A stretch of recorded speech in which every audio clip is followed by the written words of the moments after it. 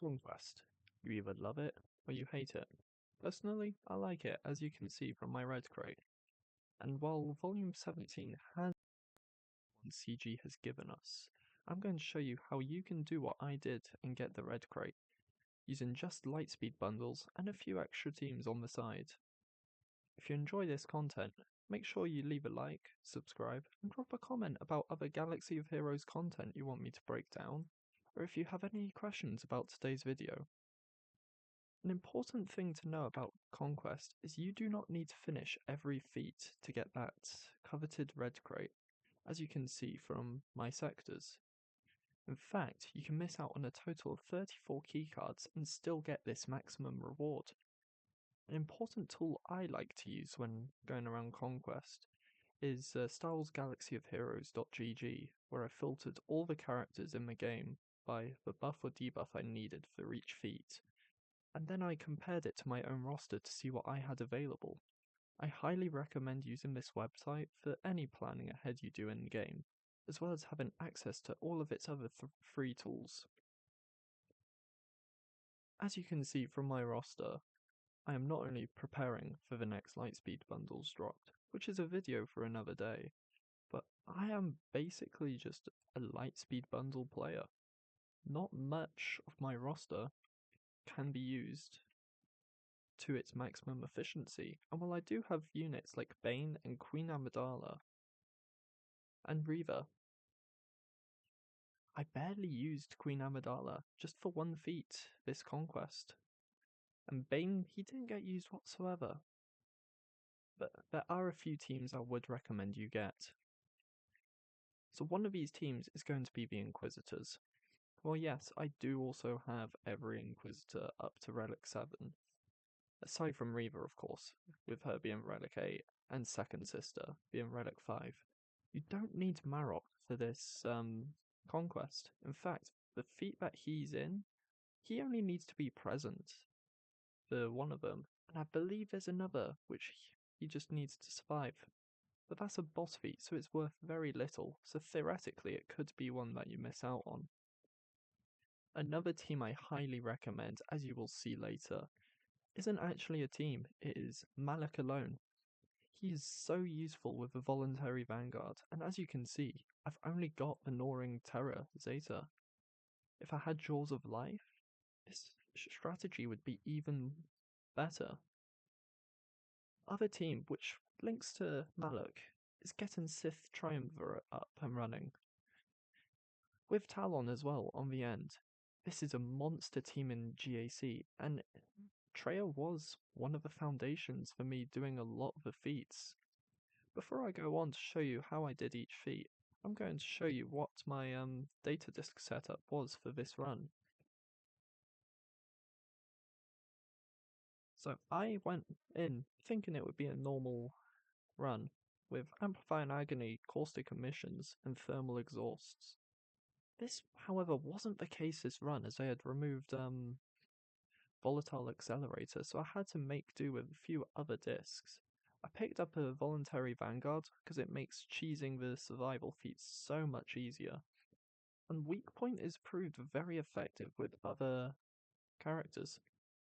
Ruthless Deliberation is also very useful because it not only gives you 3 buffs which can't be dispelled or resisted, which then feeds into weak points, it makes killing people so much easier. I did have a lot of other data discs, but I didn't really use them. There was only really one I did use, which was a War of Attrition data disc, but that was just because it was part of a feat. Now let me get into showing you how I got around. So our target this run is Darkside Ray, and as you can see, I did get the pass. You don't need the pass to get her done, so let's have a look at how I did each feat. So for Sector 1, there are some feats that you can really cheese. One of these, you can use this team of Mando, well, Beskar Armor Mando, Han, Dash, and then Marok and Shin. Not only does this help feed into the sector feats, but it also helps feed into Marok and Shin in your squad. So critical damage down 50 times. At first, I was a bit nervous about this until I had a look at Dash's AoE. And this, the third instance of damage from this, it dealt this debuff. So every battle, I was pretty much guaranteed at least 5 of these, if not more. With this, you were also getting the mercenary battles done, which really helped out in the long run, because the more battles you can do feats over, the worse you'll be off. So by double dipping, if not triple dipping where you can, you will definitely finish easily. The next team, which is why I brought up these three earlier, well, Treya and Malak earlier, is surviving with Morgan. Voluntary Vanguard is very useful in this case, due to Darth Malak getting it almost guaranteed every time, especially at my level. I went in versus Geos and other assist-heavy teams, as if they crit on Malak, they would gain Fear, which is a debuff, and this would start feeding the team, well, more offense. I will show this later in Sector 5, where I used this exact team with Great Mothers to get the feats done this way. The key to this is Vader being quite strong, and even then, mine isn't the best in the world. As you can see from his offense, he has much to be desired, but he still got the job done. It was also the Sector 1 Blight, and this feat actually did cause me a bit of trouble, because for some reason, the game kept glitching and wouldn't apply Blight when I gained Decay using Enoch's lead. In the end, I went in against an Ewok node, and this one didn't have in the Wicket, so there were no AoEs that they could use to whittle me down, but they just kept hitting me and I kept getting Blight. Now, in Sector 1, I missed out on the Death Trooper Peridia kill, and well, that was it. Sector 1 attackers, because I had Inquisitors with me, I got Reaver and just took out Grand Inquisitor and 8th Brother. It took a lot longer to do due to not having that explosive damage output, but because of my data discs, I was able to easily clear this feat. This is also roughly how I managed to get the other two feats. With Marok surviving on the boss node, I could use this team. And all I needed to do for Luthen was have either Rey or this team and just sub him in. He doesn't even need to survive a battle to win, which was very useful. So for Sector 2, I went in with my good old Luke, with Kit Fisto.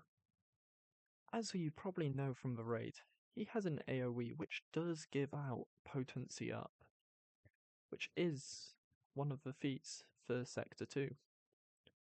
Now him, paired with Grandmaster Yoda and his spread ability of all the buffs he has that aren't exclusive, this got it done very quickly, only taking 5 battles maximum if you had this.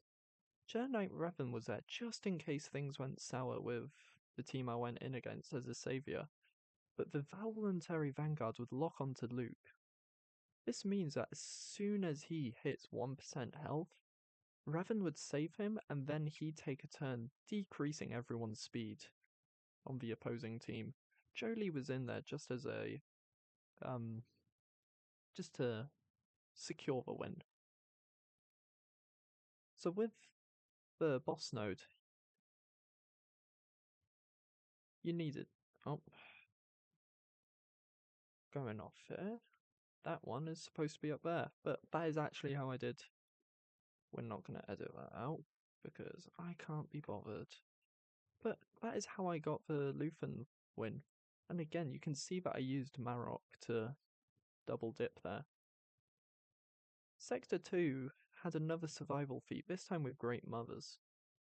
Of course, my Night Sisters, although I do have a Lightspeed bundle, my Great Mothers aren't the best. And, well, Morgan's even worse. So I found this cheese and it made wonders. And of course, there is also a unaligned force users battle in Sector 2, and you need to do 10 of these. However, by using Inquisitors or another dark side oriented team to do this feat, you can also double dip into the globals. I will be going over the globals and the easiest teams I found to do after I've gone through each sector. Sector 2, Armor Shreds, I didn't really know what to do. Well, yes, I had Ben. I had to go on GG to find it, and I found out this way that he does in fact have an armor shred.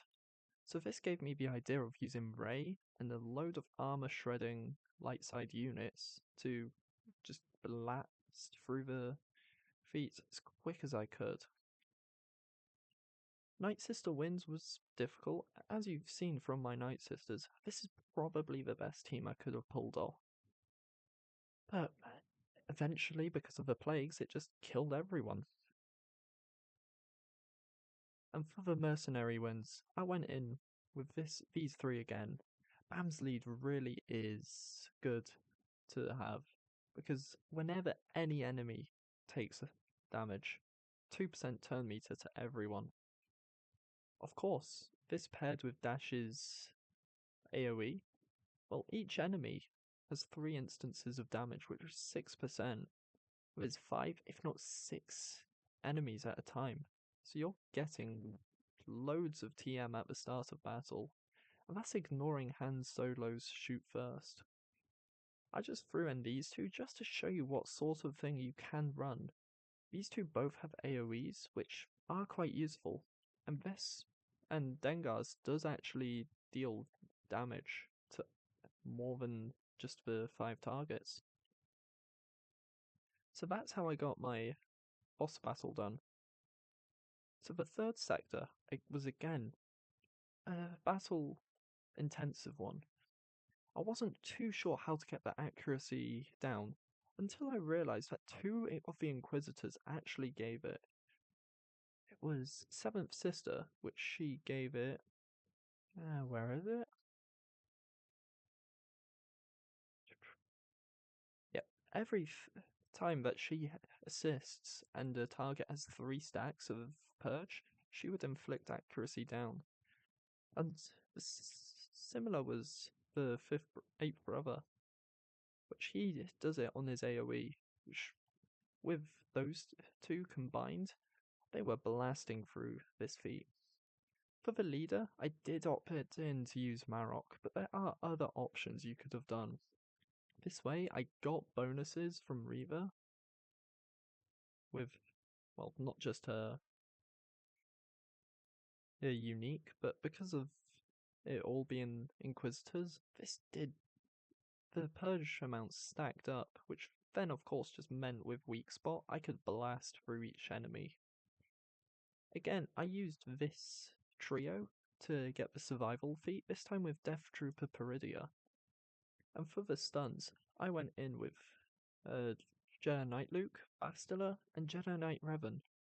Because Bastila and Revan both have the chance to stun on their second special.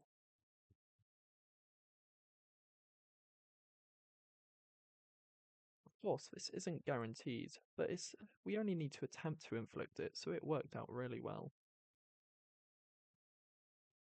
So for the mini-boss, you had to have Morgan survive again. I went in with Inquisitors on this one, just because I didn't want to reuse my Treya team earlier.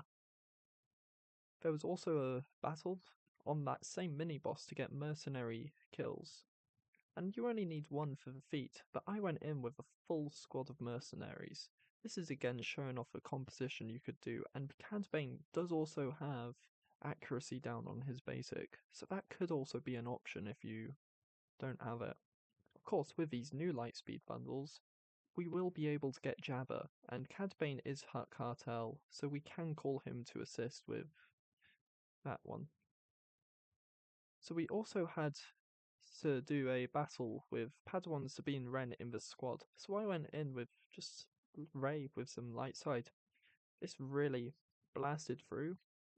I believe my Padawan Sabine even survived, which I can't quite remember because I got Red Crate in a week with this strat.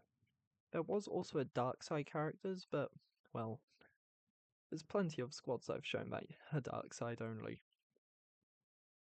For Sector 4, there was a speeds down feat, and this is where I wanted to save as much stamina with Vader as possible, as Force Crush deals speed down. This is why I paired him with Palpatine, because every time that you gain a debuff with Palpatine, I believe it's under his lead.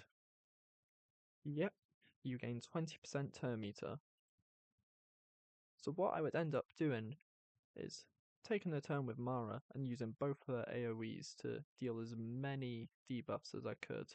And then I'd go in with Vader using Force Crush, Merciless Massacre, and then I would just go through again using Force Crush as soon as I could. It's just slaughtered enemies, and it was glorious to watch them just get so many speeds downs. I threw in Thrawn and Royal Guard to keep this train going, with Thrawn being able to pass turns around to these three, and Royal Guard just there to soak up any hits. So for Sector 4, you also needed Night Trooper and Captain Enoch in your squad. I made the mistake quite a bit of putting in Death Trooper Peridia, thinking the feat involved him instead of Night Trooper. For this, I simply used Supreme Leader, Hux, and First Order Officer, because these two do not need to survive. Other strategies I've seen, which aren't relevant to this, was using Lord Vader and Darth Vader to pump out as many dots as you could, and then actually double dipping with the Shin Survival feat. For Shin Survival, I just went in with Inquisitors, which is why I was able to use Vader for the speeds down. For Sector 4 in the mini-boss, you're not allowed to use unaligned Force users, Jedi, or Sith, so I went in with a mercenary squad again. Again, the same composition I showed before. And the other feat in that one was defeat an enemy with any Kylo Ren, so I just went in with Supreme Leader and the other two Kylos that I have. This got it done very easily. In Sector 4, you also had to do win with Hu Yang surviving. I went in with Rey, just like in the Padawan Sabine battle. And there was also on that boss node, win with a full squad of unaligned Force users, so I just blitzed through it quickly with Inquisitors. Of course, this also goes towards the global. For Sector 5, and this is where more premium squads came in because I hadn't built up any Galactic Republic. However, if I had to use just Lightspeed Bundles, I would have used my gas. If he was built up, of course. So I went in with this Galactic Republic squad. This is one of the globals, so that was why I chose it in particular. But Padawan Obi-Wan also was giving me crit damage up, despite not having his Omicron. I wasn't too sure how, but I wasn't going to question it. Of course, I was then also able to spread this around with Grandmaster Yoda, so I made quick work of that feat. I decided to skip out on the full squad of Imperial Remnants. While at the time the Lightspeed bundle wasn't out, that gave you all the old ones to relics, so I didn't really have an option for this, but you are able to cheese it with the new ones. However, I did do the Morgan Elsbeth and Great Mothers Surviving, and I'm going to show you how now with that team.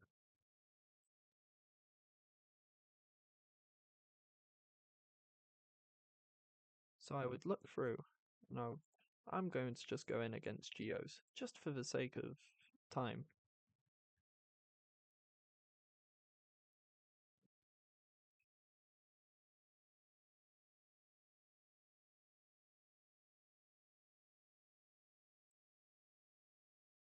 So how the battle starts is really easy.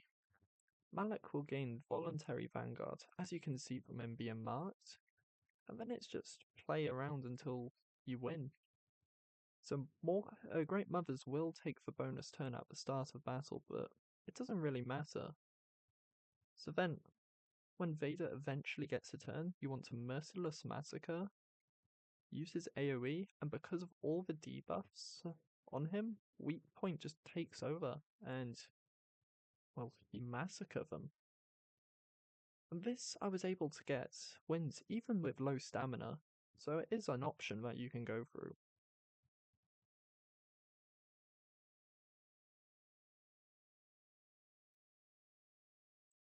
So for the evades, I chose to use Hermit Yoda and Grandmaster Yoda when I wasn't using him with my Galactic Republic. This is because both of them have an AoE Foresight spread, which you just need to evade. It doesn't say whether it needs to be with Foresight or Evasion up, so I elected to go down this route as it was pretty much guaranteed.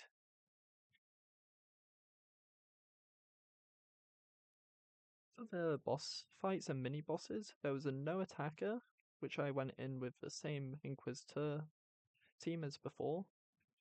Went with Shin surviving, which I went in with Inquisitors again, and Sector 5 had an all light side. This is against Gungans, so it was a rather difficult fight to say, but I did eventually get it done with this Rey, Swolo, JTR, and Resistance heroes. I then did go back in with my Inquisitors just to 3-star it. So for the globals, there's quite a few double dipping you can do. So you need to, throughout the Conquest, you need to get mercenary wins. So Moroccan Shin being mercenaries definitely helped, and of course they have their global feat, which is just win 15 battles with them present. There's of course a Dark Side Ufu squad, which I went in with this squad. It was just the easiest way I could smash through, and I cannot recommend enough getting Grand Inquisitor and Third Sister. They make Conquest a cheese fest. So for the full Night Sisters, again, I went in with this squad, similar to on the boss node. I just went in on the Sector 1 to blast through this feat, though. And when I got War of Attrition, I went in with Traya, Vader, and Malak, and then I just threw in 2 Sith. For example, here I chose Talon and Nihilus. This is because you just need to have debuffs expire on your opponents to get this feat done. And killing them counts as expiring, so I would have Merciless Massacre on Geos, for example, and as you saw from before, Vader goes through and he slaughters. I would avoid using the AoE though with Vader. And for full Galactic Republic again, I used this. There are other options, of course. However, as you can see, a lot of mine kinda trash. There's not much I could do aside from this. You could use Bad Batch on lower nodes, or maybe Keller Beck, or JMK if you have him. However, we haven't received a Lightspeed bundle for any of these, so I'm not gonna go over how. But anyways, that is how I went through and red created this conquest. I hope you enjoyed. And again, if you have any questions, leave them down below in the comments.